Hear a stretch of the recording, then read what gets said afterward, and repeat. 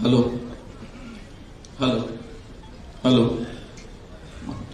Hello hello hello hello hello hello नमस्कार नमस्कार जागे आहेत सगळे?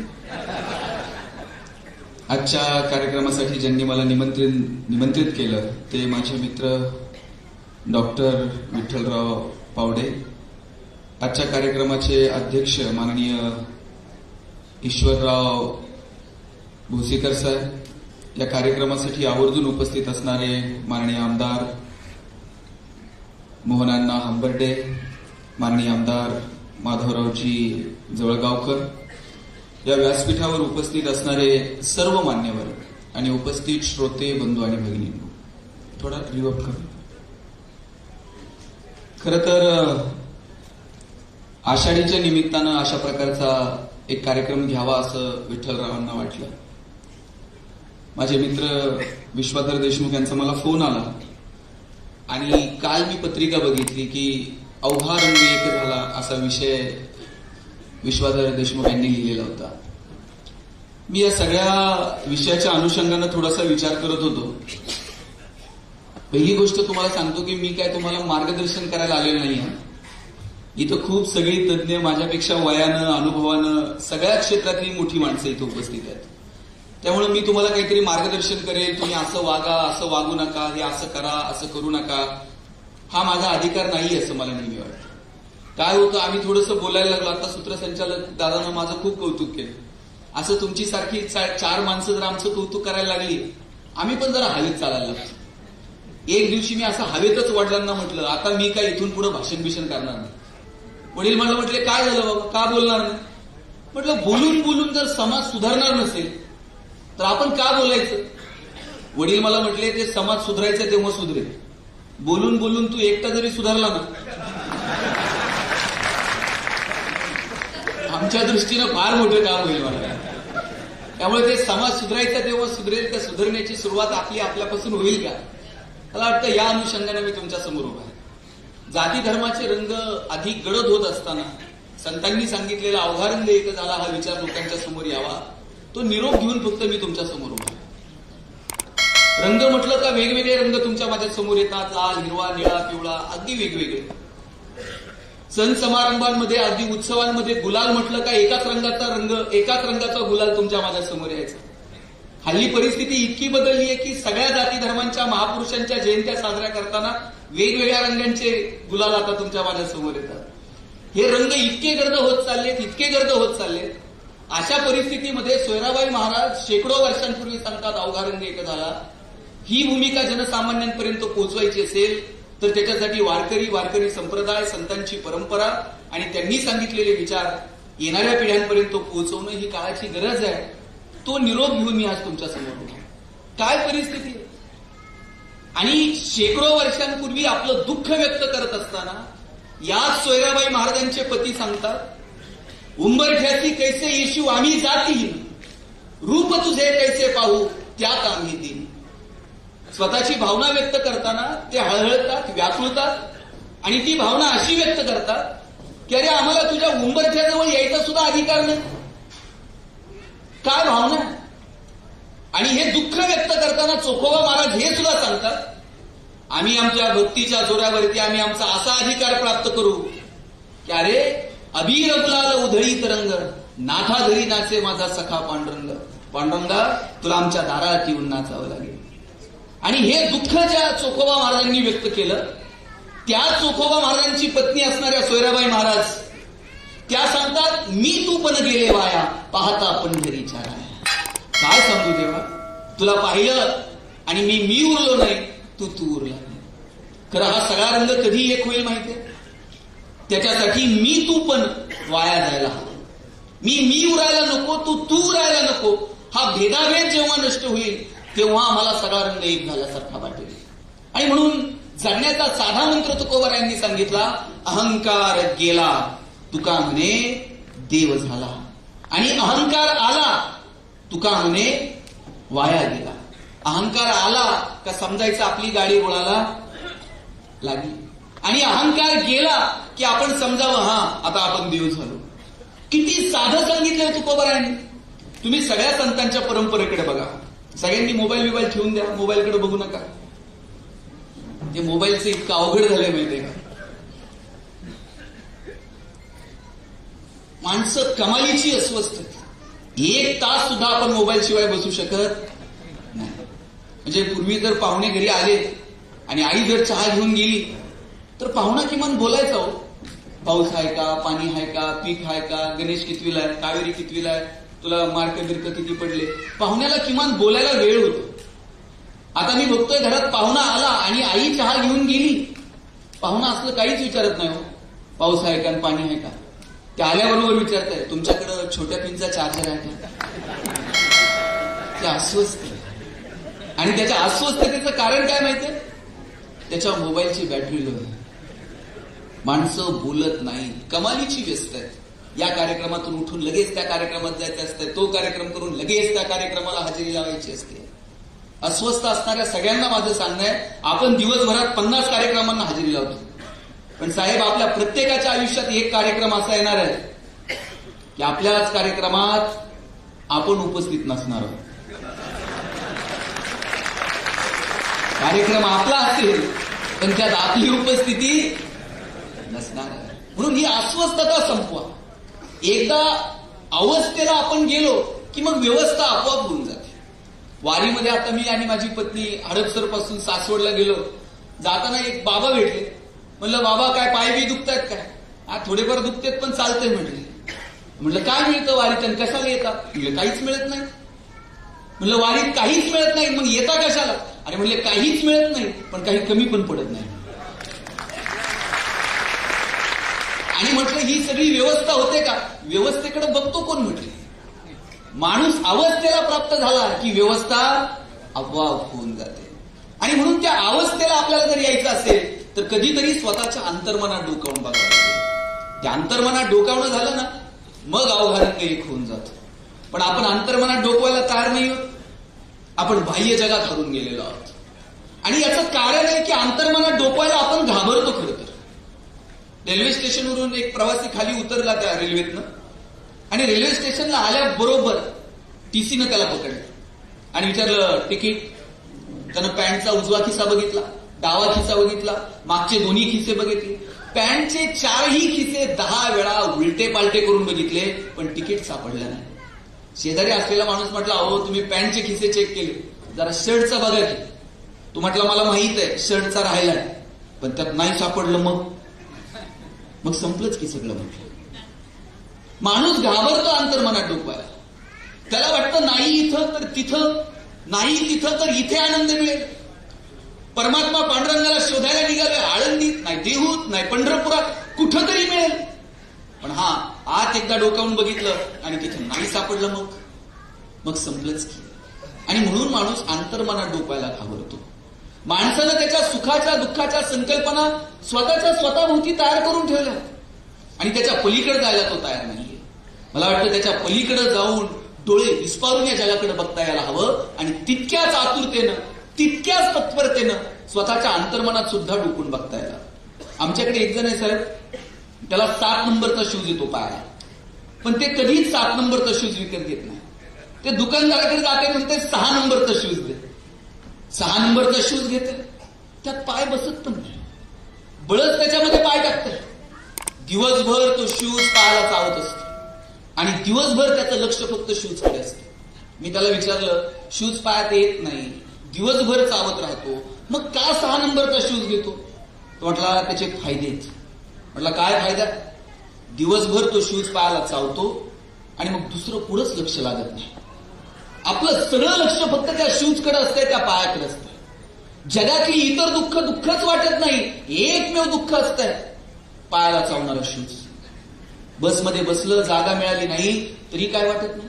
ऑफिसला गेलं साहेब रागवले तरी काही वाटत नाही, कारण आपलं लक्ष असतंय शूजकडे. दिवसभर त्या दुःखात मी अडकून असतो. आणि म्हटलं मग सुख कधी. म्हटलं सुख घरी गेल्यानंतर संध्याकाळी जेव्हा शूज पायातनं काढतो असं वाटतंय सगळ्या जगाचं सुख आपल्या वाट्याला. आपल्या सुखाच्या दुःखाच्या संकल्पना इतक्या पानसट आणि पाचगळ करून टाकल्या. अरे दुःख काय, सुख काय, आनंद काय, हे सगळं जर बघायचं असेल तर थोडंसं संत साहित्याकडे बघा. चिडलेले, रागवले, ज्ञानोबा एकदाच चिडले, एकदाच रागवले, ताटी लावून बसले आणि ताटी लावून बसणाऱ्या ज्ञानोबारायांना हाक मारली मुक्ताईनं. चिंता क्रोध मागे सारा, ताटी उघडा ज्ञानेश्वरा. मुक्ताईनं हाक मारली आणि ज्ञानेश्वरी सारखा महान ग्रंथ तुमच्या माझ्या समोर आला. एवढ्या अनाथ यातना, कितीतरी यातना, दुःख, कितीतरी संकट सहन केली, पण ज्ञानोबा त्या संकटाचा, त्या दुःखांचा साधा विश्वास सुद्धा ज्ञानेश्वरीमध्ये व्यक्त करत नाहीत. किती दुःख. इंद्रायणीमध्ये आंघोळीला गेले, लोकांनी आंघोळ करू दिली नाही. दगड धोंडे घेऊन लोक मागे लागले. कुठे भिक्षा मागायला गेले तर ज्ञानोबरायांना लोकांनी भिक्षा दिली नाही.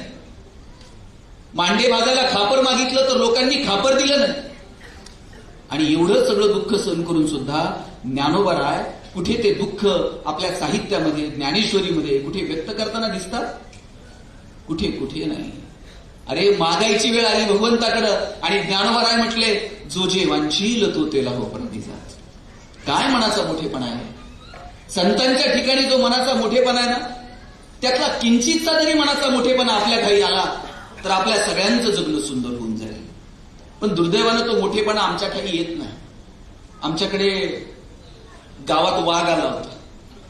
वाघ आल्यानंतर तुम्ही कडी लावून घरात बसताल का चौकात जाऊन बसाल? सगळं गाव कडी लावून घरात बसलंय आणि एकच पठ्ठ्या चौकात जाऊन बसला होता. घरातले शोधत होते, हे गेले कुठं? रानात, वनात, शेतात, उसात, हिरीव, इकडं तिकडं, बांधा, सगळीकडे शोधलं, पण हे काय सापडेल. शेवटी कंटाळून घरातली सगळी मंडळी घराकडे निघाली आणि पठ्ठ्यात चौकात बसलेला बघितला. म्हणले, अहो सगळीकडे शोधलं तुम्हाला आणि तुम्ही चौकात बसला. तुम्हाला माहित आहे गावात वाघ आलाय? हे म्हणताय वाघ आलाय म्हणून तुम्ही चौकात बसलो. ते म्हणले, वाघ तुम्हाला खाईल? त्यांना खाईल? वाघानं मला खाल्लंच पाहिजे म्हणून तर मी चौकात बसलो. म्हटले का? अरे म्हटले, जेव्हा वाघ मला खाईल तेव्हा त्याच्या तोंडाला माणसाचं रक्त लागेल आणि एकदा का त्याला माणसाची चटक लागली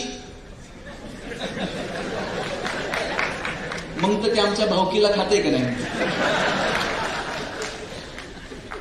काय मनाचा मोठेपणा आहे. आणि इकडे ज्ञानोबराय म्हणतात, जो जे वांछील तो तेला हो प्राणिजात. काय संतांचा विचार आहे. मला हेवा वाटतो. मला दोन वक्ते या जगात फार आवडतात. एक भगवान श्रीकृष्ण आणि दुसरे ज्ञानोबराय. ज्ञानोबरायांनी ज्ञानेश्वरी सांगितली. ज्ञानोबराय वक्ते आहेत. सच्चिदानंद बाबा लेखक उजाहला. ज्ञानोबरायांनी ज्ञानेश्वरी सांगितली आणि सच्चिदानंद बाबांनी ती लिहिली. भगवान श्रीकृष्णाने गीता सांगितली. गीता कुठे सांगितली हो? कुठे सांगितली? कुरुक्षेत्रामध्ये. असं छान ऑडिटोरियम होतं का? कृष्णाला उभं राहायला डायस आहे, छान माईक आहे आणि सगळ्या कौरव पांडवांना सांगितलं, आता तुम्ही शांत पद्धतीने बसून घ्या आपापल्या चेअरवरती, ज्यांना जागा नाही ते वरती जाऊन बसा. आणि मग भगवान श्रीकृष्णाने गीता सांगायला सुरू केली. असं झालंय का? अरे भगवान श्रीकृष्ण गीता सांगतात कुरुक्षेत्रामध्ये, जिथे आता शंख फुंकले जातील, जगातले सगळे महान योद्धे एकमेकांवर तुटून पडतील, मृत्यूचा असा तांडव उभा राहील, रक्ताचे पाठ वाहतील. आणि अशा परिस्थितीमध्ये भगवान श्रीकृष्ण सांगतात, अर्जुना ऐक मला काय म्हणायचं. काय अफाट सामर्थ्य असलं पाहिजे भगवान श्रीकृष्णाच्या वक्तृत्वाचं. आणि या वक्तृत्वानं तुमच्या माझ्या मनावरती हजारो वर्ष गारुड घातलं. याचं कारण काय माहितीये? भगवान श्रीकृष्ण हे कर्माला प्राधान्य देतात. स्वतः रणांगणामध्ये उभे, स्वतः अर्जुनाच्या रथाचं सारथ्य करतात आणि म्हणून त्यांना अधिकार आहे सांगायचा, उठ अर्जुना, उचल शस्त्र, मी आहे तुझ्या सोबत, इथंच रथावरती तुझं सारथ्य करायला. तुम्ही एक कल्पना करा बरं, भगवान श्रीकृष्ण असे समुद्रामध्ये झोपलेले, लक्ष्मी माता पाय चेपतात, वरतून शेषनाग अशी सावली धरून आहे आणि मग कृष्णानं म्हणावं, अर्जुना शस्त्र उचल बरं, बघ बरं ते युद्धाचं कसं काय करायचं ते. अर्जुन म्हटला असता, देवा तुम्ही झोपा, आपण जरा निवांत विचार करू युद्धावरती काय. भगवान श्रीकृष्ण स्वतः सारथ्य करतात आणि म्हणून त्यांच्या सांगण्याला ते महत्व प्रदान झालं. आणि म्हणून हजारो वर्ष ती गीता तुम्हाला मला मार्ग दाखवू शकली. हे सामर्थ्य आहे वक्तृत्वातील.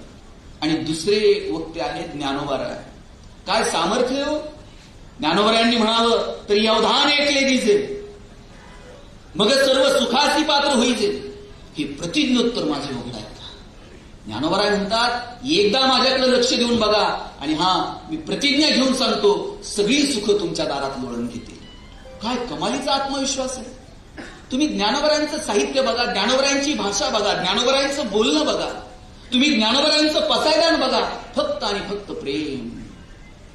जिथे मी तू पण नाहीच आहे, जिथे अहंकार नाहीये, जिथे फक्त आणि फक्त प्रेम आहे, हे साहित्य आहे साधू संतांचं. मला वाटतं ते साहित्य आपण अभ्यासायला हवं.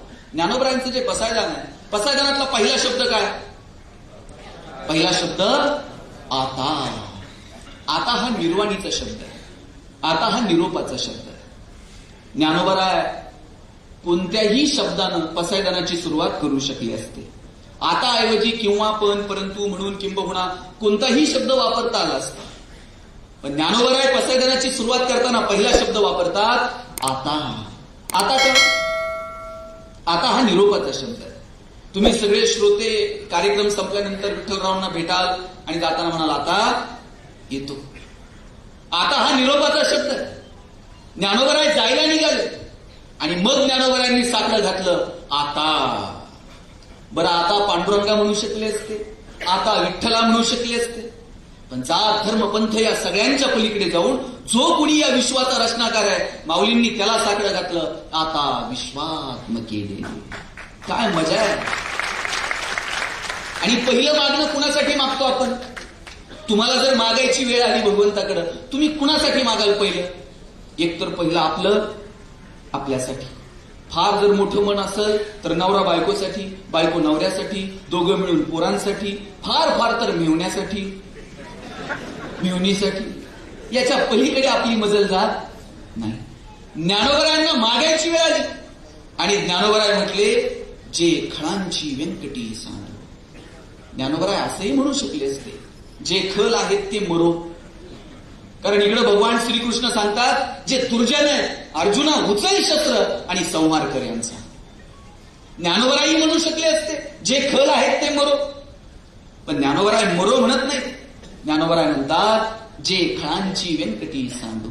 आणि पुढचा शब्द तर माऊली इतका गोड वापरला, जे खळांची व्यंकटी सांडो तया सत्कर्मी रती वाढ. सगळ्यांना आता तुळशीचं रोप दिलं, त्या रोपाकडे बघून तुम्ही काय म्हणाल? वाढो. आणि रोप जर नसतं आणि नुसती मेंजिरी जर त्यात टाकलेली असती तर तुम्ही काय म्हटले असते? रुजो. बी लावलं तर रुजो म्हणतात आणि रोप छोटा असेल तर वाढो म्हणतात. ज्ञानोबाराय म्हणू शकले असते तया सत्कर्मी रती वाढो, रुजो. पण ज्ञानोबाराय रुजो म्हणत नाही. त्यांना माहित आहे वाईटातला वाईट माणूस जरी असला तरी त्याच्यामध्ये थोडी तरी सत्कर्माची वृत्ती शिल्लक आहे. आणि म्हणून ज्ञानोबाराय म्हटले या सत्कर्मी रती वाढो, भूता परस्परे पुढो मैत्र जीवांचे. मैत्र जीवांचे आता तुम्ही मी फ्रेंडशिप डे साजरे करायला लागलो. ज्ञानोबाराय शेकडो वर्षापूर्वी म्हणतात मैत्र जीवांचे. काय काय संकल्पना. मला वाटतं ह्या संकल्पना, हे प्रेम जोपर्यंत डोळ्यात आहे ना तोपर्यंतच आपण माणसं आहोत. रंगांमधली विविधता आम्ही समजू शकतो, वेगवेगळ्या रंगांमधली विविधता सर्वमान्य आहे. पण रंगांमध्ये आता विषमता आली, रंगांमध्ये आता क्रोध आला, रंगांमध्ये आता द्वेष आला, रंगांमध्ये आता संताप आला. आणि म्हणून सांगण्याची वेळ आली आहे अवघा रंग एक आहे. हा संताप, हा क्रोध, हा आक्रोश, रंगांमधली विषमता, या सगळ्याला थोडंसं बाजूला ठेवता येईल का? माणूस म्हणून आम्ही एकमेकांना जोपर्यंत डोळ्यात प्रेम आणि हृदयात वात्सल्य तोपर्यंत आपण माणसं आहोत. ज्या दिवशी डोळ्यातलं प्रेम संपलं, हृदयातलं वात्सल्य संपलं, त्या दिवशी समजावं आता आपण माणूस उरलो नाही, आता आपण यंत्र होत चाललेलो आहोत. आपण माणूस आहोत हे एकमेकांना सांगण्याची मला वाटतं किती कमालीचे बदल होत चालले. सगळ्या बाबतीमध्ये विषमता. मी ज्या गावात राहतो, माझ्या गावामध्ये साहेब MH14 पासिंगची गाडी आली होती. MH14 म्हणजे जरा बऱ्यापैकी सधन भाग आहे. MIDC मुळे वगैरे परिस्थिती बदलली आणि गावाकडे MH14 पासिंगची गाडी आली आणि गाडीच्या ड्रायव्हरने अशी काच खाली घेतली आणि एका लहान मुलाला विचारलं, पारगाव कुठे आहे? बरं, गाडी पारगावातच आहे. हा, पोराला विचारलं, पारगाव कुठे आहे? पोरग म्हटलं, पारगाव ना, हा 10 किलोमीटर पुढे जा, वडगाव येत आहे, तिथे विचारा, कोण पण सांगेल पारगाव. मी पळत गेलो, म्हटलं खोटं का सांगितलं? म्हणला MH14 आहे. काय कमी? म्हटलं जाऊ द्या, पुढं येते की परत मान. साहेब, ही गरिबी आणि श्रीमंतीच्या संघर्षाची सुरुवात आहे. पुण्यामध्ये एका माथी फिरून रात्रीत पार्किंग मधल्या 50 गाड्या पेटून टाकल्या. पोलिसांनी विचारलं, का पेटवल्या? म्हटलं आपल्याला घेता येत नाही, पेटून टाकल्या. काय करायचं ते करा.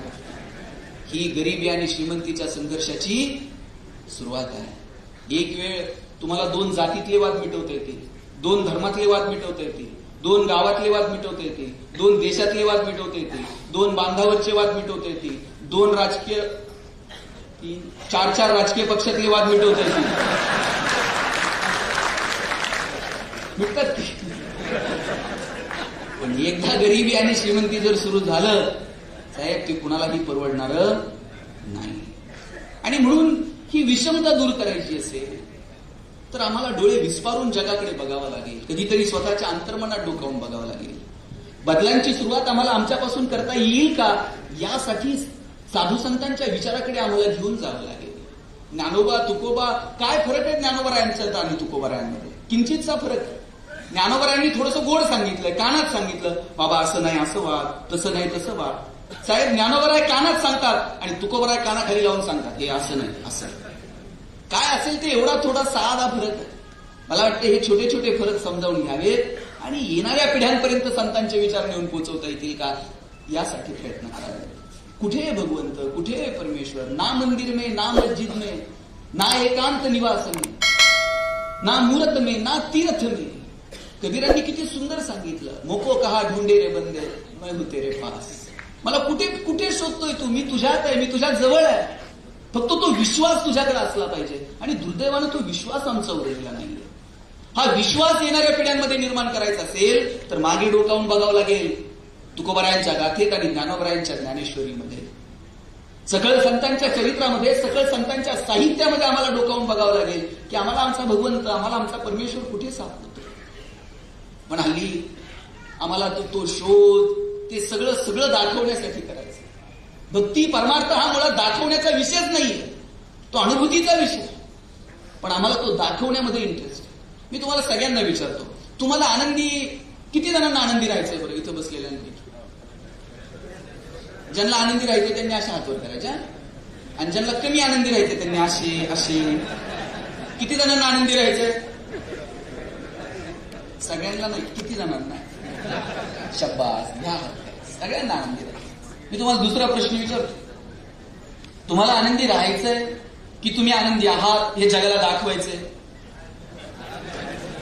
हा, खरं खरं सांगायचं. आनंदी हे फार सोपं आहे. माझा दावा आहे, बहुतांशी लोकांना आनंदी राहायचं नसतं. आपण आहोत हे जगाला दाखवायचं असतं. लाखो रुपये खर्च करून लोक परदेशात फिरायला जातात आणि तिथे जाऊन काहीच बघत नाही. त्याच्या डोक्यात एकच असतं, फोटो काढताय, स्टेटसला ठेवताय. त्याला बघण्यात इंटरेस्ट नाहीये. आपण कुठे आहोत हे जगानं बघितलं पाहिजे. बरं, मी म्हणतो स्टेटस ठेवता येतं तर ठेवलंही पाहिजे. सुविधा आहे, मोबाईल आहे, का नाही ठेवायचं? स्टेटस ठेवलंच पाहिजे. पण खरं दुःख कधी माहितीये? ज्याच्यासाठी ठेवलं त्यानं जर बघितलं नाही ना, असं वाटतंय जगातलं सगळं दुःख आपल्या वाटेल. हल्ली परमार्थात पण ते सुरू केलंय. भक्ती विक्ती आमच्या अंतर्मनाचा विषय आहे, अंतर्मनाची कॅरेक्टरिस्टिक आहे. पण आम्हाला ते दाखवण्यासाठी साधा एक तुम्हाला दृष्टांत सांगतो. एक महाराज रोज जपमाळ जपायचे आणि त्यांचे सेवेकरी, त्यांचे सगळे अनुयायी सेवेत असायचे महाराजांच्या. दूधवाला दूध द्यायला आला की त्यांचे शिष्य उठायचे, दूध घ्यायला जायचे, सगळी कामं त्या शिष्यांनी करायची. इथं अनेक महिला उपस्थित आहेत. मला सांगा, दूधवाला जर तुमच्याकडे दूध द्यायला आला, तुमचं लक्ष कशाकडे असतंय? दुधाच्या मापाकडे असते. ते पण लक्ष तुमचं पहिल्या मापाकडे नसतं, त्याच्यानंतर ते वरतून एक फुकटची धार होत. आपलं लक्ष त्या दुसऱ्या धारेकडे असतं. त्यानं ती ओतली का? महाराजांचा शिष्य दूध द्यायला गेला, दूधवाल्यानं कधीच दुसरी जी धार आहे स्वखुशीनं ओतायची ती कधीच त्या दूधवाल्यानं ओतली नाही. महाराजांना वाटायचं की सगळे दूधवाले वरतून एक धार ओततात, हा कधीच ओतत नाही. महाराज असे बसलेले होते. एक दिवशी महाराज स्वतःच दूध घ्यायला उठले. दूधवाल्यानं काटोकाट माप दिलं, पण दुसरी धार काय ओतली नाही. तेवढ्यात एक लहान पोरग तिकडून आलं आणि ही दूध द्यायला यायची ती गवळण होती. तिचं नाव होतं चंद्रा. आणि ही चंद्रा जेव्हा दूध द्यायला लागली, महाराजांचं लक्ष होतं फक्त पहिलं माप ओतलंय, दुसरं माप काय ओतलं नाही. लहान पोरग आलं आणि त्या लहान पोरांना हाक मारली, मावशी जरा दूध देशील?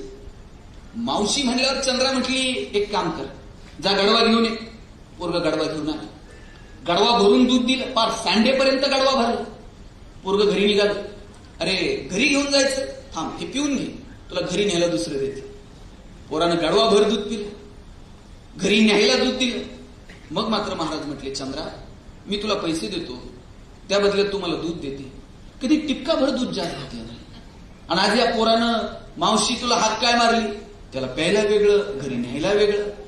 आडाणी चंद्रा महाराजांना म्हणली, महाराज पैसे घेणं आणि त्या बदल्यात दूध देणं हा व्यवहार झाला, आणि त्या लेकरानं मला मावशी म्हणून हात मारणं हे प्रेम आहे. मोजमाप व्यवहारात असतं, प्रेमात नाही. आणि हो महाराज, तुम्ही तर परमेश्वराचं नाव सुद्धा मोजून घेता. रामकृष्ण हरी एक. आता तर मशीन आले आणि एवढं करून परत बॅनर लावायचं असतं, 1 कोटी राम नामाचा जप. सांगायचंय कुणाला? ते दाखवण्यासाठी जेव्हा करतो तेव्हा रंग एक होऊ शकत नाही. सोयराबाई महाराजांनी मेक मारून ठेवलीये, अवघा रंग एक होईल, पण कधी मी तू पण गेले वाया. हा अहंकार ज्या दिवशी गेला त्या दिवशी समजायचं सगळे रंग आता एक होऊन गेले आणि जगणं सुंदर होऊन गेलं. पण मी पण जात नाही. ज्या दिवशी मीपणा गेला ना त्या दिवशी बघा जगण्यात काय मजा. मी कुणीच नाही हा भाव आपल्या मनामध्ये असला पाहिजे. आडवा येतो तो मी. एक दरबार होता, आता आमदार साहेब इथं बसले. आमदार साहेबांना जर भेटायचं असेल, आज जर ऑफिसमध्ये बसलेले असतील, काही महत्वाची मीटिंग चाललेली असेल, आपल्याला थेट दार उघडून आज जाता येत का? बाहेर जे महत्वाचे 2 कार्यकर्ते त्यांना सांगावं लागतं, मला जरा भेटायचंय, बघ जरा वेळ आहे का, महत्वाच्या काही कामात नसतील तर मी भेटतो. आणि मग त्यांनी आत बोलवलं तर मग जाता येत. कोणत्या अधिकाऱ्याला जर भेटायला गेला तर चिठ्ठी द्यावी लागते, आणि मग ते काही कामात नसतील तर हा बोलवा, किंवा वेळ ठरलेली असते. एक राजा आत बसलेला आहे आणि एक जण विचार नाही काय नाही थेट त्या राजाला भेटायला निघाला. बाहेरच्या शिपायांनी अडवलं. अरे म्हटले, बाबा तू कुठं चाललं? म्हटलं ते महाराजांना भेटायचंय मला. आणि म्हटलं विचार नाही पूछ नाही, तू कोण आहे असा थेट निघालाय? तू राजाच्या कुणी जवळच आहे? राजाचा कोणी स्वीय साहेब? स्वीय साहेब? मैं उससे बढ़कर हूं. म्हटलं उससे बढ़कर? क्या तुम इस राज में कोई सैनिक हो? मतलब सैनिक? मैं सैनिक से भी बढ़कर हूं. सैनिक से बढ़कर क्या तुम सरदार हो? मतलब मैं सरदार से भी बढ़कर हूं. सरदार से बढ़ क्या तुम प्रधान हो? मैं प्रधान से भी बढ़कर. अरे प्रधान से बढ़कर क्या तुम राजा हो? मैं राजा से भी बढ़कर हूं. राजा के गुरु हो? मैं राजा के गुरु से भी बढ़कर हूं. क्या तुम भगवान हो? ये म्हणते मैं भगवान से भी बढ़कर हूं. तो अरे भगवान से बढ़कर तो कुछ भी नहीं. हाँ म्हटलं वही हूं मैं, कुछ भी नहीं. कुछ भी नहीं है ना. तेव्हा मजा यायला लागते आयुष्यात. मैं कुछ तो हूं हे एकदा आलं की मग गाडी उतारायला लागली. ज्ञानोबरांनी किती गोड सांगितलं. संन्यासत्वाची व्याख्या करायची वेळ आली, ज्ञानोबरा असं नाही म्हटले ज्यानं अमुक अमुक वेश परिधान केलाय तो संन्यासी, ज्याचं अमुक अमुक शिक्षण झालंय तो संन्यासी.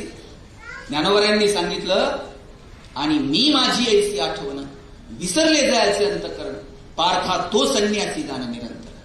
ज्ञानोबरांनी सांगितलं जो स्वतःतला मीपणा विसरला ना, हा तो संन्यासी. हा मीपणा जाऊ द्या. सोयराबाई महाराजांचं हेच म्हणणं आहे, मी एकदा दूर गेला की मग अवघा रंग येत. जोपर्यंत मी जात नाही तोपर्यंत हा रंग एक होऊ शकणार नाही. आमच्याकडे राजानं एक अशी दवंडी दिली होती. राजानं सांगितलं की या राज्यामध्ये कोण भक्त आहेत वगैरे मला जरा शोधायचं. आणि याच काळामध्ये या राजाच्या दरबारामध्ये एक सेवक कामाला होता. त्या सेवकाला 5-10 हजार रुपये पगार असेल. त्याच्या मनात नेहमी विचारायचा त्या 5-10 हजार रुपयात आपलं भागत नाही. आणि परत म्हटलं रिटायरमेंट नंतर नवी जुनी कोणतीच पेन्शन नाही. त्यापेक्षा म्हटलं आयुष्यभर इथं काम करण्यापेक्षा एकच दिवस म्हटलं मी असं काम करत की परत आयुष्यभर काम करायची गरज नाही लागली पाहिजे. आणि काय काम करायचं? यानं राजाची तिजोरी शोधून ठेवली. म्हटलं एकच दिवस तिजोरीवर काम करायचं, दुसरं कामच करायचं नाही. आदल्या दिवशी राजवाड्याच्या बाहेरची जी भिंत होती त्या भिंतीवर खुंट्या ठोकून ठेवल्या. बरोबर रात्री उठला, त्या खुंट्यांना धरून वर वर वर वर शेवटच्या खुंटीपर्यंत आला. शेवटच्या खुंटीला दोर बांधला, दोरला धरून खाली उतरला. बरोबर आडमार्गाने तिजोरीपर्यंत गेला. तिजोरीपर्यंत गेला, चावीनं बरोबर तिजोरी उघडली. त्यानं तिजोरीतनं काहीच घेतलं नाही, फक्त हिऱ्यांची बॅग उचलली. तेवढी पिशवी खांद्यावरती टाकली, आडमार्गानं बरोबर दोरापर्यंत आला. दोरला धरून पुन्हा वर चढत गेला, शेवटच्या खुंटीपर्यंत आला. आता एक एक खुंटी करत करत करत खाली उतरायचं. साहेब तेवढ्यात काहीतरी आवाज झाला. चोर भिंतीच्या पुढे पडला आणि हिऱ्याची बॅग भिंतीच्या मागे पडली. शिपाई जागे झाले, बघितलं हिऱ्याची बॅग अलीकडे पडली. हिऱ्याची बॅग उचलली, राजाकडे गेले आणि राजाला म्हटले कुणीतरी चोरीचा प्रयत्न केला. राजा हुशार होता. राजा म्हटला ठीक आहे. दुसऱ्या दिवशी दवंडी दिली. चोरीचा प्रयत्न नेमका कसा झाला असेल हे जो कोणी समजून सांगल त्याला हिऱ्याची बॅग बक्षीस. आता मला सांगता येईल हे चांगलं कोण सांगू शकेल? ज्यानं चोरी केली तेच सांगू शकेल. तुमच्या माझ्यासारखे जण डोकं लावायला लागले. कोणी म्हटलं चोर असा शक्तिमान सारखा हवेतून आला असेल, कोण म्हटले गुहेतून आला असेल, कोण म्हटले इकडून आला असेल. यानं ऐकलं म्हटलं हा थांबा मी सांगतो की, पण हिऱ्याची बॅग बक्षीस आहे ना. राजा म्हटला 100%. म्हटला चोरानं आदल्या दिवशीच खुंट्या ठोकल्या असतील. राजा म्हटला बरोबर आहे, एकाएकी शक्य नाही. खुंट्यांना धरून चोर वर आला असेल. राजा म्हटला एकदम बरोबर आहे. शेवटच्या खुंटीला दोर बांधला असेल, चोर खाली उतरला असेल, आडमार्गाने तिजोरीपर्यंत गेला असेल, हिऱ्याची बॅग काढली असेल, खांद्यावर घेऊन इथपर्यंत आला असेल, परत त्या दोरला धरून वर गेला असेल. राजा म्हटला एकदम बरोबर चाललंय. आता पुढं काय नाही म्हटला. आता एक एक खुंटी करत करत चोर खाली उतरणार. तेवढ्यात म्हटला महाराज काहीतरी आवाज झाला, मी पुढं पडलो आणि पिशवी मागं पडली. आडवं कोण आलं? राजा. कुणी सरदार, कुणी सेवक. आडवा आला तो मी. एकदा मी आडवा आला. सोयराबाई महाराजांनी हेच सांगितलं, हा मी एकदा बाजूला जायला हवा. हा मी एकदा बाजूला गेला ना मग जगणं सुंदर होऊन जाईल. मला वाटतं हे सगळे रंग संतांच्या नजरेतनं जेव्हा आम्ही पाहायला लागू तेव्हा आम्हाला समाज कळेल, आम्हाला समाजातले प्रश्न कळतील. आणि या सगळ्या गोष्टींचा विचार आम्हाला संत साहित्यातून करावा लागेल. मी किती संतांविषयी बोललो. मी मगाशी एक वाक्य बोललो, जोपर्यंत डोळ्यात प्रेम आणि हृदयात वात्सल्य तोपर्यंत आपण माणसं.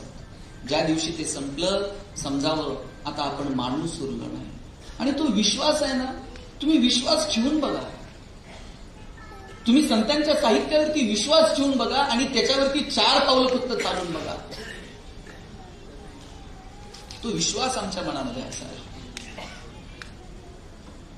ज्ञानोबा राय, तुकोबा राय, शब्द, त्या शब्दांचं सामर्थ्य, त्या शब्दांचं महात्म्य, ज्ञानोबरायांची ज्ञानेश्वरी, ज्ञानोबरायांचं बोलणं, तुकोबरायांचं बंड. या संतांनी अक्षरशः बंड पुकार. मला ज्ञानोबराय आणि तुकोबराय बंडखोर संत वाटतात. ज्ञानाला भाषेची मर्यादा होती. ज्ञान संस्कृत भाषेमध्ये होतं. संस्कृत भाषेतलं ज्ञान साध्या सरळ सोप्या प्राकृत भाषेमध्ये जर कुणी आणून मांडलं असेल तर ते ज्ञानोबरायांनी आणून मांडलं. तुकोबरायांनी काय केलं? वेदांचा तो अर्थ आम्हासीच ठावा, इतरांनी व्हावा भार माथा. तुकोबरा इतकं धाडसानं सांगतात, तुम्ही फक्त वेद डोक्यावर घेऊन मिरवता, आम्ही सांगतो वेदांचा जो अर्थ आहे तो फक्त आम्हाला ठाऊक आहे. आदिनाथ गुरु सकळ सिद्धांचा, मच्छिंद्रतयाचा मुख्य शिष्य, मच्छिंद्रानं बोध गोरक्षाशी केला, गोरक्ष वळला गहिनी प्रते, गहिनी प्रसादे निवृत्ती दातार, ज्ञानदेवे सारच होचले. एक गुरु आणि एक शिष्य जी परंपरा होती ती बाजूला सारली आणि तुम्हा माझ्यासारख्या सर्वसामान्य माणसांसाठी ज्ञानाची कवाडं खुली करून दिली.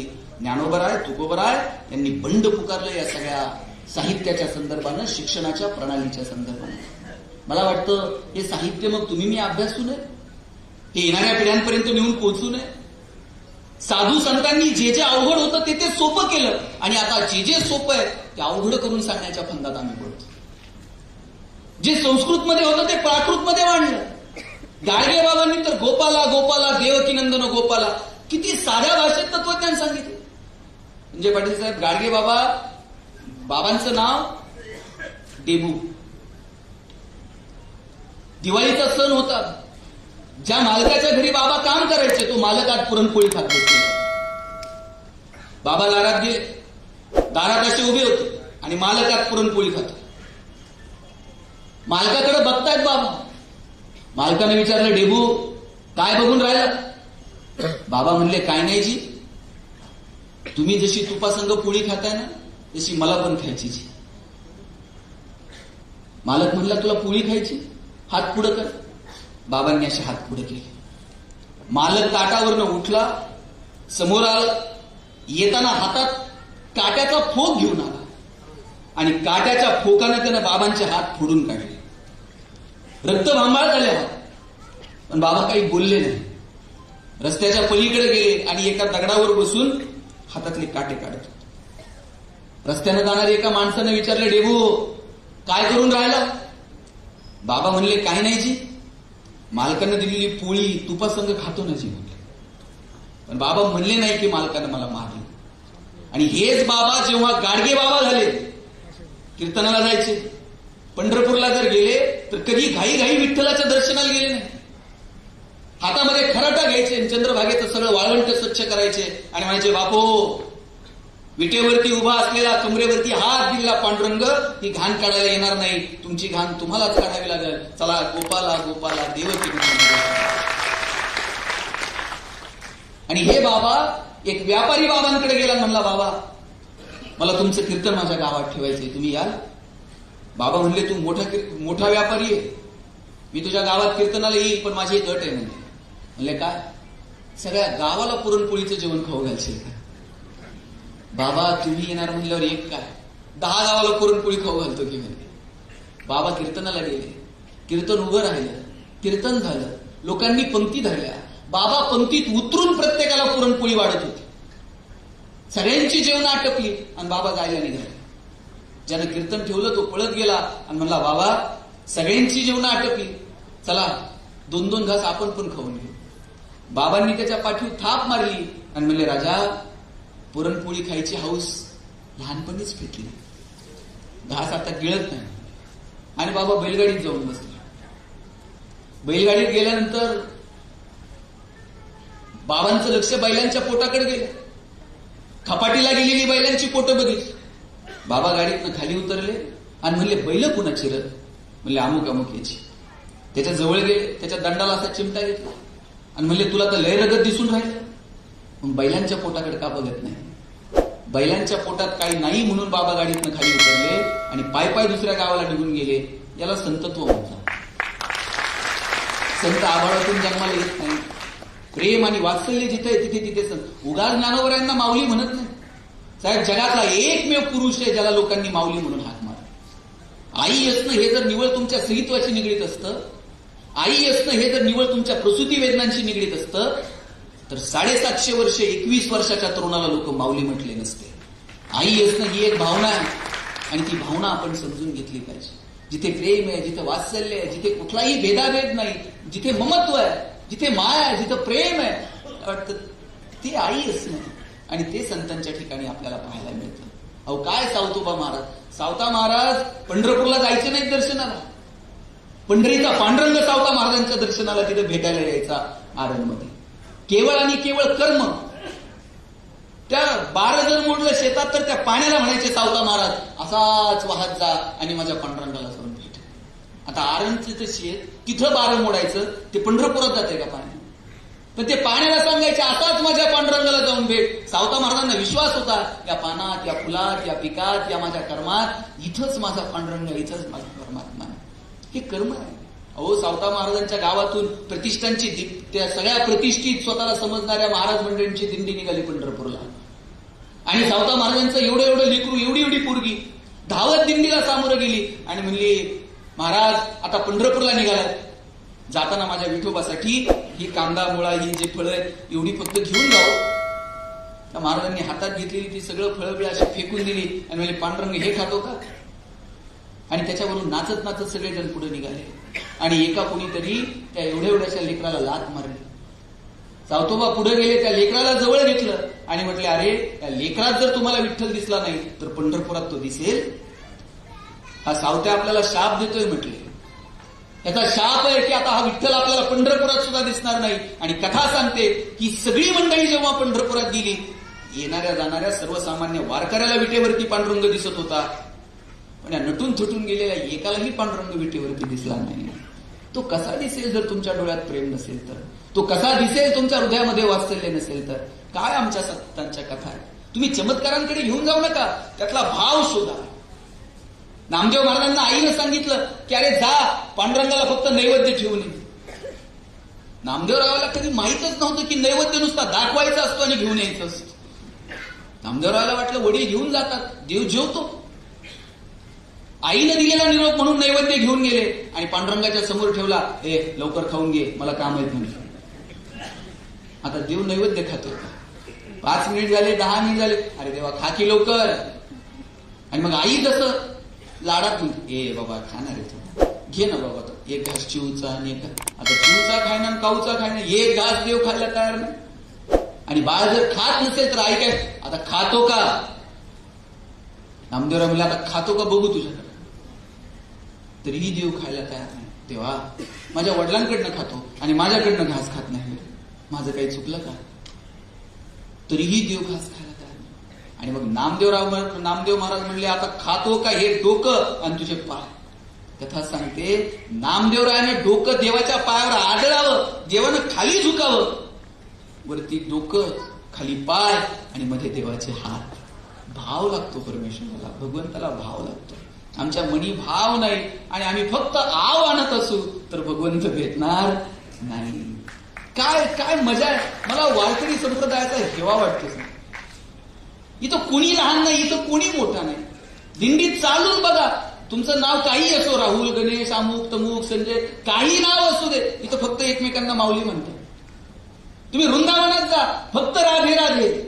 राग असो प्रेम असो, राधे राधे. रागात म्हणायचं राधे राधे, प्रेमात राधे राधे.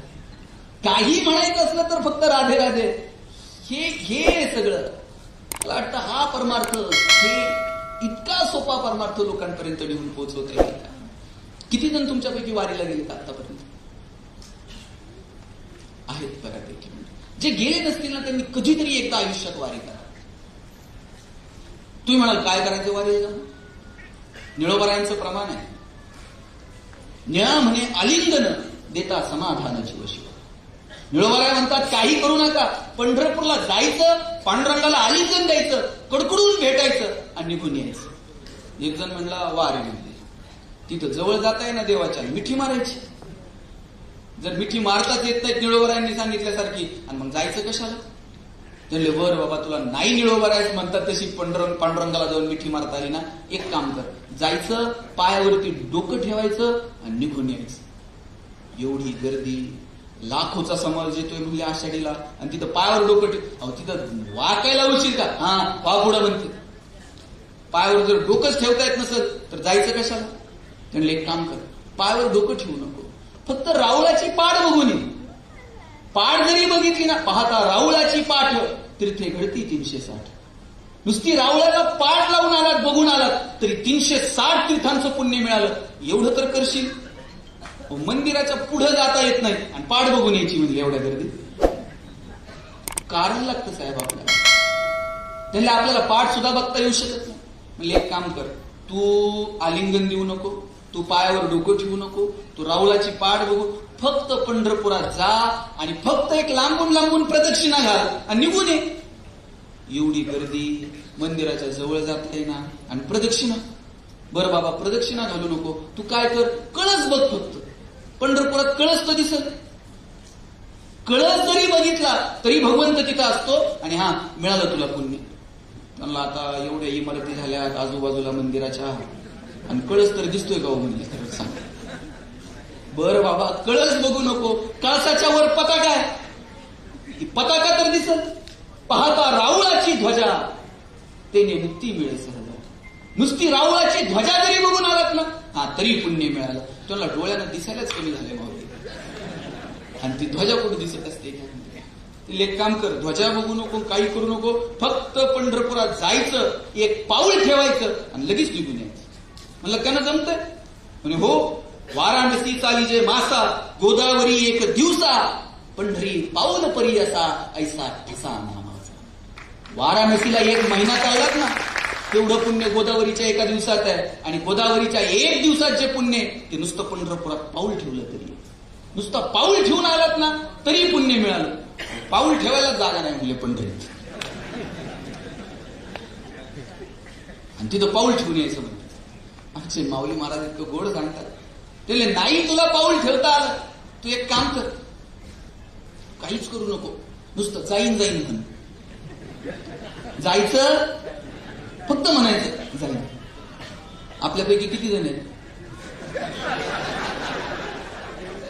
लोक तिकडून वारीहून आले की म्हणते पुढच्या वर्षी जाईन बरं. वारी येईपर्यंत म्हणतात, आणि तरी परमार्थ फसवायचं देवाला. जाईन जाईन म्हणायचं आणि जायचं नाही. त्यांना आपल्याच्यानं खोटं बोलवलं नाही म्हणा. आपण जर जायचंच नाही तर जाईन जाईन तरी कशाला म्हणा.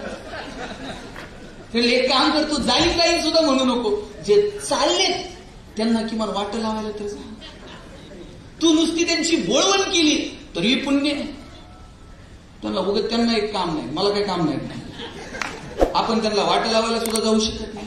बघा आता काय सांगितलं, पंढरपुरात जा, आलिंगन दे, जमणार नाही. पायावर डोकं ठेव, जमणार नाही. राऊळाची पाठ बघू नये, जमणार नाही. नुसती प्रदक्षिणा घाल, अजिबात जमणार नाही. कळस बघ, इमारती झाल्यात कळस, ध्वजा बघ, डोळ्याला दिसायला कमी, पाऊल ठेवू नये, जमणार. जाईन जाईन म्हण, जे चालले त्यांना वाट लाव, जमणार नाही. म्हणजे आता करायचं का? तुला एक काम कर, डोळे झाक. झाकले का तुम्ही सगळ्यांनी? झाका बरं सगळेजण डोळे. शब्बास, माझे उघडे का? मला कळतंय कुणी कुणी झाकले. सगळ्यांनी डोळे झाकले. तुम्ही आता विचार करा, तुम्ही नांदेडच्या एसटी मध्ये बसलाय आणि वरती बोर्ड लागा नांदेड पंढरपूर. निघाली गाडी. आता पंढरपूरच्या एसटी स्टँडला तुमची गाडी लावून पोहोचली आहे आणि तुम्ही गाडीतनं खाली उतरलाय. ज्यांना 50% त्यांनी ते तिकीट काढले, 75च्या पुढच्यांना तिकीट नाहीये, बाकीच्यांनी काढलंय का आपलं आपलं चेक करा. पंढरपूरला एकदा तुमची गाडी पोहोचली आणि तुम्ही गाडीतनं खाली उतरलाय, थेट चंद्रभागेत जायचं. चंद्रभागेमध्ये तुम्हाला स्नान करायचं. त्याला नाही स्नान करायचं, पाय लावा चंद्रभागेच्या पाण्याला. पायाला गार लागलं का? हा, समजा आता स्नान झालंय तुमचं तिथे. तिथून तुम्ही निघायचंय आणि एक छान प्रदक्षिणा घालायची आहे मनातल्या मनात. प्रदक्षिणा घालून तुम्ही आलायत आता थेट नामदेव पायरीजवळ. नामदेव पायरीवरती चला डोकं टेकवा. नामदेव महाराज तुमच्या समोर उभे आहेत. चला तिथून पुढे या. आता चोखोबा महाराजांची समाधी आहे. चोखोबा महाराजांच्या समाधीला हार लावा. ज्यांनी सांगितलंय अबीर गुलाला उधळीत रंग, नाथा गिरी नाचे माझा सखा पांडुरंग. हे ते चोखोबा महाराज आहे की ज्यांनी सांगितलं की अरे आम्हाला मंदिरात यायचा अधिकार नसला म्हणून काय झालं, आम्ही आमच्या भक्तीच्या जोरावरती स्वतःचं असं सामर्थ्य निर्माण करू, पांडुरंगा तुला आमच्या दारात येऊन नाचावं लागेल. त्या चोखोबा महाराजांच्या समाधीवरती तुम्हाला डोकं टेकवलं का? चला पुढे निघायचंय. आता 16 खांब लागले. बघून घ्या. आता देवस्थाननं सुंदर मंदिर केलंय. जुनं मंदिर होतं ना तसं मंदिर आता दिसतंय तुम्हाला. चला तिथून आता थेट गाभाऱ्यात यायचंय. काय व्हीआयपी दर्शन आहे हो. तुम्ही थेट गाभाऱ्यात आलाय. विटेवरती उभा असणारा, करकटेवरती ठेवून युगेन युगे 28 युग पुंडलिकानं नुसती वीट टाकली तर त्या विटेवरती पुंडलिकासाठी 28 युगांपासून उभा असणारा पांडुरंग नांदेडवरून येणाऱ्या भाविकांसाठी सज्ज आहे. दिसला तुम्हाला तुमचा विठ्ठल? उघडा आता डोळे तर दिसत काय झाली का वारी? आता जाईन पण म्हणायचं नाही, असे डोळे झाकले तरी वारी झाली पाहिजे. इतका परमार्थ सोपा आहे ना. आम्ही उगाच ते फार अवघड करून टाकलं.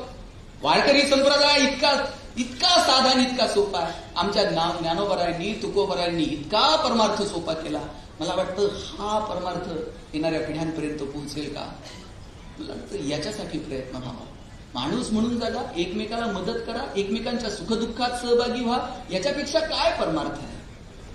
परमेश्वर हा भावाचा भुकेला आहे. तुमच्या मनातला भाव त्याच्यापर्यंत पोहोचतो. ते प्रेम तुमच्यामध्ये असलं पाहिजे. अहो, प्रेमाची तर साहेब आम्ही व्याख्याच बदलून टाकली. प्रेम म्हणजे ते असले 80-90च्या दशकातले चित्रपट आम्ही सगळे बघितलेले आहेत. मेरी नाही तो किसी की नाही वगैरे वगैरे.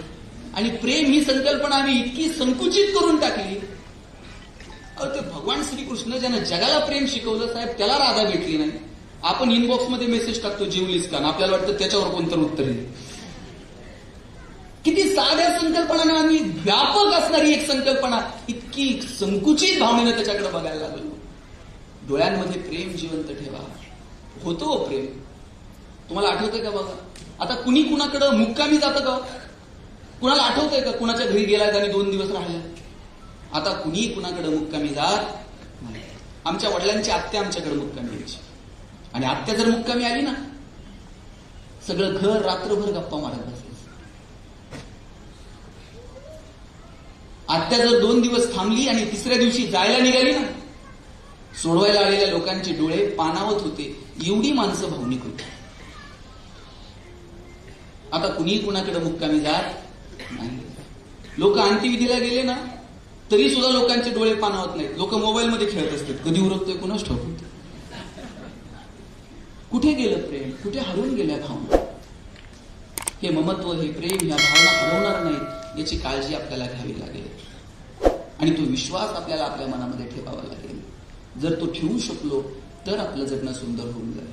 मला वाटतं साधू संतांच्या या सगळ्या भूमिकांकडे आपण थोडंसं डोळे विस्फारून बघावं. काय जनाबाई, अहो जनाबाईनं जात्यावरती दळायला बसावं आणि भगवंतानं त्याच्या मदतीला धावून यावं, याच्यापेक्षा काय प्रेम असू शकतं? जनाबाई जात्यावरती दळायला बसल्या तर साक्षात पांडुरंग परमात्मा विठ्ठल दळू लागायला यायचा आणि जनाबाई म्हणायच्या ये वा विठ्ठला, आणि त्यांच्या पाठीमागे पांडुरंगही म्हणायचा ये वा विठ्ठला.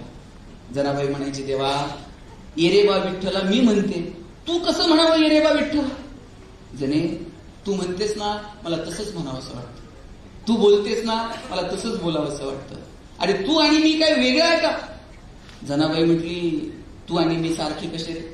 तू असा छान, तू असा देखना, तू असा रुबाबदार, तुझ्या गळात हा सोन्याचा हार, मी अशी फाटके. एवढंच आहे ना? जनाबाईच्या स्वतःच्या गळ्यातला हार काढला आणि देवानं जनाईच्या गळ्यात घातला आणि पुन्हा जात्यावरती दळायला लागली. दळता दळता देव सगळं विसरून गेले. तिकडे काकड्याचा आवाज आला आणि मग जनाबाई म्हटली देवा काकडा सुरू झाला आणि तुम्ही बसलाय दळत, तिकडे विटेवर कोण आहे? देव उठला आणि थेट विटेवरती गेला.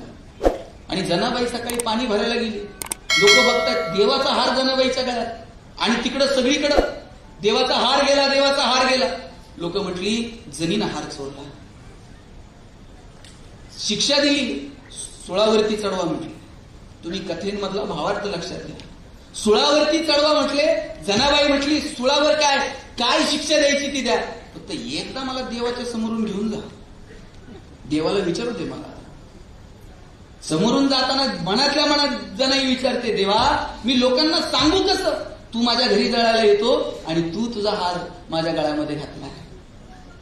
देवाचं देवपण, देवाचं मोठेपण टिकावं, तू दळायला येतो मी सांगू कसं? बघ तुला काय करायचंय ते कर आणि सुळाचं पाणी व्हावं. काय सुंदर कथा. मला वाटतं हे सांगा येणाऱ्या पिढ्यांना, घ्या जवळ आणि त्यांना सांगा भगवंत कशात आहे. तुमच्या कामात, तुमच्या कर्मात भगवंत आहे. इकडे तिकडे शोधू नका. जगात कुणाच्या बापाला घाबरू नका साहेब. घाबरायचे तर स्वतःच्या कर्माला घाबरा. कारण कर्म कधी ना कधी वसुलीला येतं आणि एकदा का ते वसुलीला आलं मग तिथं कुणाचाच वशीला चालत नाही. आणि आता वर चित्रगुप्तानं ठेवलेलं नाही, वर आल्यावर हिशोब करू, पाप किती पुण्य किती, नरकात टाकायचं का स्वर्गात टाकायचं. चित्रगुप्तानं आउटसोर्स केलंय सगळं. त्यानं सांगितलंय एवढं भारतच 140-145 कोटीला गेला, कुणाकुणाचा हिशोब ठेवला. त्यांना सांगितलं तुमचं तुम्ही काय असेल ते खालीच फेडायचं, वर फक्त एनओसी घेऊन यायची. खाली फिटलेलं असेल तरच एंट्री, नाहीतर एंट्री काय. त्यामुळे कर्माला घाबरावं माणसानं. आयुष्यामध्ये सोबत करावी असे सुंदर 2 ग्रंथ आहेत. ज्ञानोबरायांची ज्ञानेश्वरी, तुकोबरायांची गाथा आणि सगळं संतांचं जे चरित्र आहे ते आपल्या घरात असलं पाहिजे. आपल्या पोरांना कधीतरी जवळ घेऊन ज्ञानोबरायांची एखादी उभी, तुकोबरायांचा एखादा अभंग, चोखोबरायांचा अभंग, सावता महाराजांचा एखादा अभंग सांगितला पाहिजे. कांदा मुळा भाजी अवघी विठाबाई माझी असं म्हणणारे सावता महाराज कर्माला पुजतात, ते सांगायला नको. मी असंच एका भाषणात म्हटलं, कर्म करा, दिसेल त्याला मदत करा, काम करत राहा, कार्य करत राहा, तत्पर राहा, दिसेल त्याला मदत करा, सेवा करा. पोरांच्या डोक्यातच दिसेल त्याला मदत करा. सभागृहातनं बाहेर पडली, समोर एक घर जळत होतं, तसाच तो पोरगा त्या घरात शिरला. दिसेल त्याला उचलायचा, त्या आगीतनं बाहेर आणून खाली रस्त्यावरती ठेवायचा. स्वतःच्या जीवावरती खेळून आगीतनं 10 माणसं त्यानं काढली आणि रस्त्यावर आणून ठेवली. हा बाहेर आला आणि बाहेर आल्याबरोबर पोलिसांनी याला अटक केली. हा म्हटला, अहो तुम्ही मला अटक का करताय? मला आत्ता सांगितलंय कर्म करा, दिसेल त्याला मदत करा. मी स्वतःच्या जीवावर खेळून 10 माणसं आगीतनं बाहेर आणली आणि तुम्ही मला अटक करताय? पोलीस म्हटले, तू ज्यांना बाहेर आणत होता ती माणसं अग्निशामक दलाची होती. ती आग विझवत होती, तू त्यांना बाहेर आणत होता. कामाला दिशा असली पाहिजे. तुमच्या कार्याला जर दिशा नसेल तर ते कार्य उपयोगाचं नाही. कार्याला दिशा असते करणं हे श्रेष्ठ, पण त्याला दिशा द्यायची असेल तर त्याच्यासाठी संत साहित्य गरजेचं. ते आमच्या कार्याला दिशा देऊ शकेल, योग्य दिशा दाखवू शकेल. आणि म्हणून संत साहित्याकडे आपण पाहिलं पाहिजे. दुर्दैवानं म्हणजे मला आठवतंय, सकाळी उठलं तर आजोबा सांगायचे, म्हणा कराग्रे वसते लक्ष्मी करमुले सरस्वती करमध्ये तू गोविंद प्रभाते कर दर्शन. सकाळी उठल्याबरोबर आजोबा म्हणायचे, देवाचे आभार माना, आजचा दिवस चांगला बघायला मिळाला. म्हटलं का आभार का मानायचे? ते म्हणले, अरे रात्री सगळेच डोळे झाकतात पण सगळ्यांचेच सकाळी उघडत नाही. आपले उघडले त्याला थँक्यू म्हणायचं, आजचा दिवस मिळाला बरं का देवा, थँक्यू. रात्री झोपताना त्याला परत म्हणायचं, आभारी आहे, आजचा दिवस बघायला मिळाला, उद्या पुन्हा डोळे उघडू दे. आता मी बघतो सकाळ उठलं का पहिला मोबाईल हातात असतो. काल टाकलेल्या फोटोला किती लाईक्स आणि किती कमेंट्स. 2-4 जरी कमी असल्या तर करमत नाही. आणि रात्री साहेब झोप येत नाही तोपर्यंत आम्ही मोबाईलवरती असतो. रात्री तर पोरं डीपीआचा झूम करून बघतात. कोण बाहेर येते का त्यातनं? काय कमालीची अस्वस्थता. ही अस्वस्थता संपवा. आजोबा जेवायला बसलं तर सांगायचे, ताटाच्या भोवती पाणी फिरवा. आम्ही म्हणायचो, ताटाच्या भोवती पाणी फिरून काय अन्नपदार्थ बदलतात का? बाजरीच्या भाकरीची काय पुरणपोळी होते का? ते म्हणायचे, अरे बाजरीच्या भाकरीची पुरणपोळी होत नाही, पण पदार्थाचा प्रसाद होऊन जातो आणि प्रसादाचा सन्मान करायचा असतो. ताटावर बसलं तर ते म्हणायचे, कृतज्ञता व्यक्त करा. म्हटलं, कुणाविषयी कृतज्ञता व्यक्त करायची? ते म्हणायचे, ज्यानं पिकवलं त्या शेतकऱ्याचा आभार माना, जिनं शिजवलं त्या तुमच्या आईचा आभार माना, आणि ज्यानं भूक दिली त्या भगवंताचे आभार माना. भूक दिलेल्या भगवंताचे सुद्धा आभार मानायला हवे. साहेब, कित्येकांकडे ठिकाण आहे पण त्यांना भूक लागत नाही. करायचं काय? निसर्गासोबत जुळून घ्यावं लागेल. साधू संतांनी सांगितलेले रंग निसर्गाशी जुळणारे, निसर्गाला परमात्मा परमेश्वर मानणारे. शेकडो वर्षापूर्वी ज्ञानोबराय म्हणतात, मैत्र जीवांचे पृथ्वीवरती जे जे जीव आहेत त्यांच्यामध्ये मैत्रीचे संबंध प्रस्थापित होते. शेकडो वर्षापूर्वी सावता महाराज सांगतात, कांदा मुळा भाजी अवघी मिठाबाई माझी, हेच आमचे सगळे सोयरे, हेच आमचे नातलं आणि हाच आमचा परमात्मा पांडुरंग आहे. निसर्गाशी जुळून घेणारा वारकरी संप्रदाय. त्यामुळे आम्हाला सुद्धा निसर्गासोबत जुळून घ्यावं लागेल. चंद्रभागेच्या वाळवंटामध्ये गेल्यानंतर चंद्रभागेमध्ये स्नान करावं, इतकी चांगली चंद्रभागा होती. इंद्रायणीमध्ये गेल्यानंतर गुडघे टेकून इंद्रायणीमध्ये पाणी प्यावं, इतकी सुंदर इतकी स्वच्छ इंद्रायणी होती. आज तुम्ही मला जा सगळी जलपर्णी, मला एक नदी दाखवा जिथे तुम्ही गुडघे टेकून पाणी पिऊ शकाल. अशी एक नदी आम्ही ठेवली नाही. आम्ही कोणत्या गप्पा मारत आहोत? कोणत्या परमार्थाच्या गप्पा मारत आहोत? निसर्गाची सेवा करावी लागेल, निसर्गाला समजून घ्यावं लागेल, निसर्गात आम्हाला परमात्मा परमेश्वर बघावा लागेल. आज मला आठवतंय, कुठेही गेलं कार्यक्रमाला तांब्या असायचा, तांब्यावर फुलपात्र असायचं, बरं पाणी होतं, कुठेही जाऊन आपण पिऊ शकत होतो. आता तांब्यान फुलपात्र राहिले का? टेबलवरती, प्रत्येकाच्या टेबलवरती 2-2 पाण्याच्या बॉटल आहेत. माणूस घरातून बाहेर निघताना म्हणतोय, आपलं पाणी घेऊन चला. तांब्यान फुलपात्र राहिलं नाही, त्याची जागा पाण्याच्या बॉटलनी घेतली. 20 रुपये लिटरनं पाणी विकलं जाऊ शकतं हे जगात कोणाला तर वाटलं असेल कधी? कुणीतरी सुरुवात केली. त्याला माहित होतं माणूस निसर्गाला अशा पातळीवरती नेऊन सोडणार आहे की त्याला पाणी सुद्धा विकत घ्यावं लागेल आणि पाण्याची बाटली घेऊन प्यावं लागेल. तांब्यान फुलपात्र फार फार तर आता सुपारी साखरपुड्यात राहिलं असेल आणि साहेब काही दिवसानं तिथं सुद्धा दिसणार नाही. गुरुजी सांगणार मुलाचे मामा बाटली घेऊन या, इथपर्यंत येऊ देऊ नका. एकमेव माणूस प्राणी आहे ज्याची नाळ निसर्गासोबत जोडली गेलेली नाही. इतर प्राणी पक्ष्यांची नाळ अजून निसर्गासोबत जुळू नये. एक तरी कावळा तुम्ही ओव्हरवेट झालेला बघितला? वजन वाढलंय, घिरट्या घालतोय, उद्यापासून डाएट, 2च दहावे करायचे, भाताला शिवायचं पण नाही. मी माणसं सांगू किती? निसर्गासोबत जुळून घ्यावं लागेल. निसर्गासोबत जुळून घेणारा परमार्थ आम्हाला येणाऱ्या पिढ्यांपर्यंत नेऊन पोहोचवता येईल का, यासाठी प्रयत्न करावे लागतील. आणि त्यासाठी सगळा सोबती म्हणून एखादा ग्रंथ आमच्या घरामध्ये असला पाहिजे. जातीभेदाचे रंग अधिकाधिक गर्द होत चाललेले असताना सोयराबाई महाराजांचा अवघा रंग एक झाला.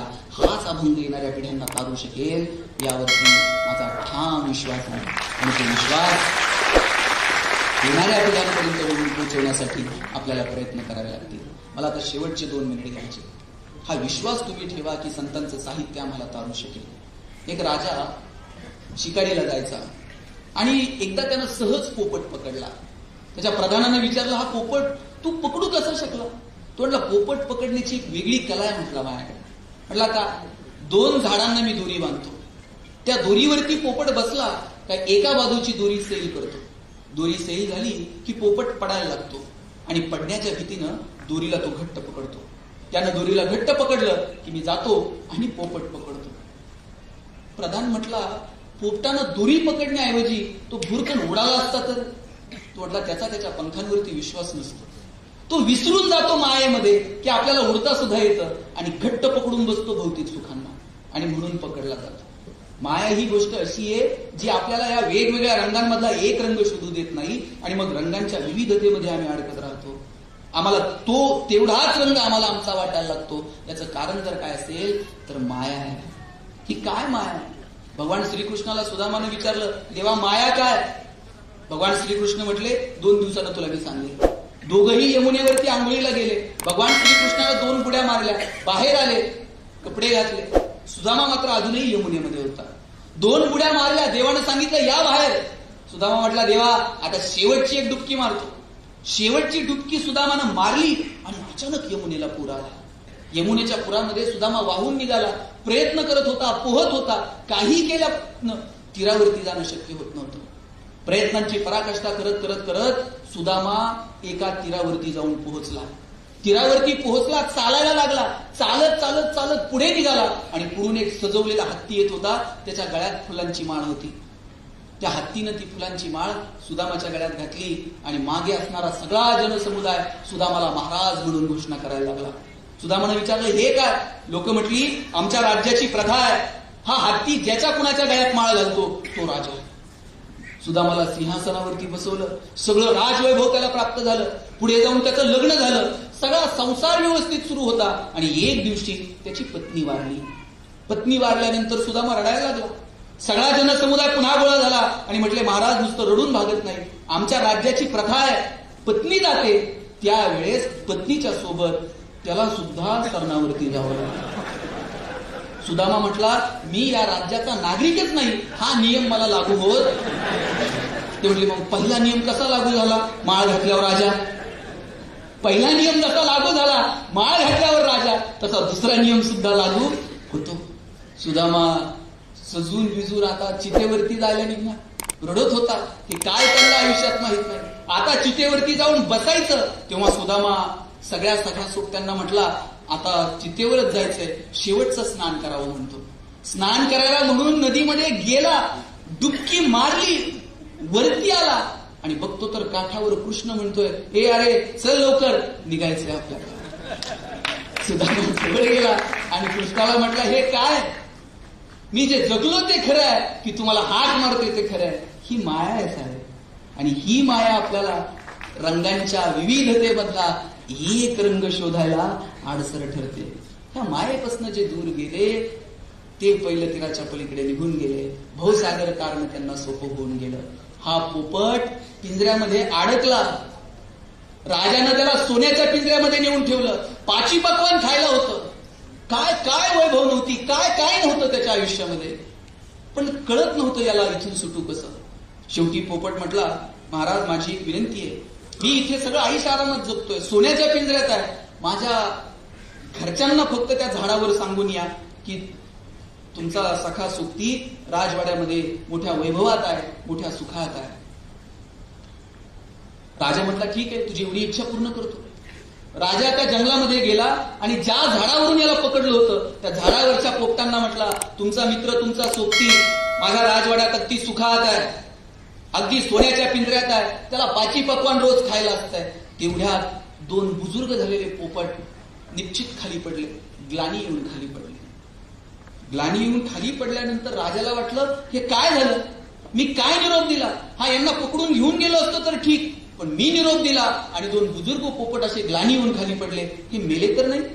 जवळ गेला, राजाने त्या दोघांना उचललं, जरा हवेत घेऊन आला, त्यांच्या चोचीवरती पाण्याचे काही थेंब टाकले आणि पाण्याचे थेंब टाकल्याबरोबर दोन्ही पोपट आकाशात भुरकन उडून गेले. राजा जेव्हा राजवाड्यात आला तेव्हा या पोपटाने विचारलं, माझ्या घरच्यांना निरोप दिला का? ते म्हटले, अरे हो तुझ्या घरच्यांना निरोप दिला, पण गफलत झाली. म्हटले का? म्हणजे मी सांगितलं तू आनंदात आहे, आणि त्यातले दोन लगेच चक्कर येऊन पडले. आपला नातेवाईक आनंदात आहे हे ऐकून चक्कर येऊन पडायला ते काय माणूस आहे? ते चक्कर येऊन पडले कसे? हा निरोप दिला, पण म्हटले मी लगेच त्यांना उचललं, पाणी दिलं आणि ते पुन्हा आकाशात उडून गेले. आणि आश्चर्य, हे ऐकल्याबरोबर पिंजऱ्यातला पोपट सुद्धा ग्लानी येऊन पडला. राजाने त्याला उचललं, थोडस हवेत खिडकीपाशी घेऊन गेला, पाण्याचे 2-4 थेंब त्याच्या चोचीवरती टाकले आणि पाण्याचे थेंब चोचीवर टाकल्याबरोबर हा पोपट हवेत भुरकन उडून गेला. आणि जाताना राजाला म्हटला, राजा हा माझ्या मागच्या पिढीचा निरोप होता, हे असं करावं लागतंय, त्याच्याशिवाय मुक्ती मिळत नाही. मी आज तुम्हाला मार्गदर्शन करायला आलेलो नाहीये, मी फक्त सोयराबाई महाराजांचा निरोप घेऊन आलोय, ते असं करावं लागतंय, त्याच्याशिवाय मुक्ती नाही. सोयराबाई महाराजांनी जे सांगितलं, मी तुपन गेले वाया पाहता पंढरीच्या राया, अवघा रंग एक झाला, तुमच्यातलं मी तुमच्यातला तू, आपल्या सगळ्यांमधला अहंकार जाईल आणि अवघा रंग एक होईल, अशी अपेक्षा या ठिकाणी व्यक्त करतो. विठ्ठलराव, आषाढी वारी पिढ्यानपिढ्या लोक चालवतात, तुम्ही ही वारी इथं नांदेडमध्ये सुरू केली, ही वारी अखंड तेवत ठेवा, तुमच्या पुढच्या पिढ्यांनी तुला म्हटलं पाहिजे. आमच्या कुटुंबात एक विठ्ठल नावाचा कोणीतरी वेडा माणूस होता, धडपडत होता, काही ना काही करत राहत होता, समाजासाठी काहीतरी करत होता. तुमचं वेडे पण येणाऱ्या पिढ्यांनी सांगितलं पाहिजे, आणि हे सिद्ध करण्याची संधी आज तुम्हाला मिळाली. आयुष्यभर लोकांनी पायी वाऱ्या केल्या, तुम्हाला आज एसी हॉलमध्ये पंढरपूरची वारी करायची अनुभूती तुम्हाला मिळणार आहे. तुमच्या नातू सांगतील, तुमचे पंतू सांगतील, आमच्या आज्यानं नांदेडमध्ये आषाढी महोत्सव सुरू केला, आज ताब्यात आम्ही चालू ठेवला, माझ्या वडिलांची मिराशिगा मिरवीनं तुझी चरण सेवा पांडुरंगा. ही सेवा करण्याची संधी तुम्हाला मिळाली, ती अशीच चालू ठेवा, अशी अपेक्षा व्यक्त करतो आणि थांबतो. पुंडलिक वरदे हरी विठ्ठल, श्री ज्ञानदेव पंढरीनाथ भगवान की, माऊली ज्ञानेश्वर महाराज की, जगद्गुरु संत तुकाराम महाराज, सर्व संतन की. कार्यक्रमाचा शेवट आपण घेत आहात, तिथे आपण जागेवर उभे राहा, हात जोडून आपण उभे राहूयात आणि या कार्यक्रमाचा शेवट आपण पसायदानाने करूया. सर्व संतांच्या विचारांचा सार म्हणजे पसायदान आहे, भावार्थ दीपिकेचं सार म्हणजे पसायदान, त्याने शेवट करूयात. कृपया आपण हात जोडून आपण जागेवर उभा राहूया आणि एका आवाजात सर्वजण पसायदान म्हणूया. आता विश्वात्मके देवे येणे वाक्यज्ञ तोषावे, तोषोनी मज द्यावे पसायदान हे, जे काळांची व्यंकटी सांडो तया सत्कर्मी रती वाढो, भूता परस्परे पडो मैत्र जीवांचे, दुरितांचे तिमिर जावो.